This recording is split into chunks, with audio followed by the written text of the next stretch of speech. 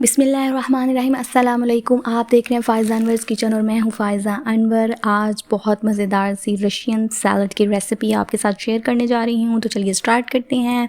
میں نے milk pack کی ایک پیکٹ کریم لی ہے، فریش کریم، اور اس کو میں شامل کر رہی ہوں ایک بڑے سے باؤل میں، اور اس کے ساتھ میں اس میں شامل کروں گی میونیز میں شامل کروں گی اس میں ہاف کپ کے قریب، چونکہ یہ کریم تقریباً 1 کپ کے قریب ہو جاتی ہے۔ اس کے ساتھ ہی ہم میونیز شامل کریں گے اس میں ہاف کپ کے قریب، اور دونوں کو اچھے سے مکس کریں گے ہم کن چیزوں کے ساتھ، وہ چیزیں میں اس میں شامل کرنے جا رہی ہوں۔ ایک بڑا چمچ چینی کا ہے جس میں 4 سے 5 ٹیبل اسپون چینی ہے، اور ہاف ٹی اسپون کے قریب میں اس میں کالی مرچ پاؤڈر شامل کر رہی ہوں، فریش پسا ہوا، اور پنچ آف سالٹ ٹو ٹیسٹ بھی ہے، لیکن میں پنچ آف سالٹ اس میں شامل کرنے جا رہی ہوں۔ ان تینوں چیزوں کے ساتھ ہم کریم اور میونیز کو اچھے سے مکس کریں گے کہ یہ تمام چیزیں اچھے سے آپس میں مکس ہو جائیں، اور اس کے بعد ہم اس میں شامل کریں گے میکرونی ہم نے ایلبو شیپ میں میکرونی شامل کیا ہے اس کو میں نے نمک اور آئل کے ساتھ بوائل کر لیا تھا،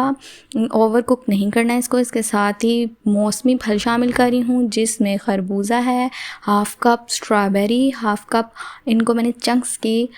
شیپ میں کاٹ لیا ہے۔ کیلے ہیں میرے پاس تقریباً 5 عدد، میں نے کیلے شامل کیے ہیں اس میں، میڈیم سائز کے تھے، اور 2 عدد سیب جو میں نے چنکس کی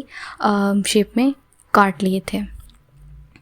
اور ان تمام فروٹس کو اور کریم کو ہم اچھے سے مکس کر لیں گے 2 چمچ کی مدد سے۔ اور اس کے ساتھ ہی اگر آپ نے اب تک میرے چینل کو سبسکرائب نہیں کیا تو جلدی سے سبسکرائب کر دیں، اور میری مزے کی ریسیپی کو انجوائے کیجیے۔ بیل آئیکن کا بٹن بھی دبا دیجیے تاکہ ہر آنے والی لیٹسٹ ویڈیو آپ تک سب سے پہلے پہنچ جائے۔ اور میں اس کو گارنش کروں گی ڈرائی فروٹس کے ساتھ، جس میں شامل کری ہوں بادام ہیں، میوہ ہے، کیونکہ انگور مجھے نہیں ملے تو میں میوہ شامل کر رہی ہوں اس میں۔ اور اس کے ساتھ ہی میرے پاس اس میں موجود تھا تھوڑا سا والنٹ یعنی کہ اخروٹ، اور کوکونٹ ڈرائی فروٹ میں، اور کھجوریں۔ تو ان تمام چیزوں کے ساتھ ہم نے اس کو کیا ڈیکوریٹ، اور میری ریسیپی اچھی لگے تو اس کو ضرور ٹرائی کیجیے، کامنٹ باکس میں کامنٹ کیجیے، اور اپنا بہت سارا خیال رکھیے، مجھے اور میری فیملی کو اپنی دعا میں یاد رکھیے، اور میرے چینل کو سبسکرائب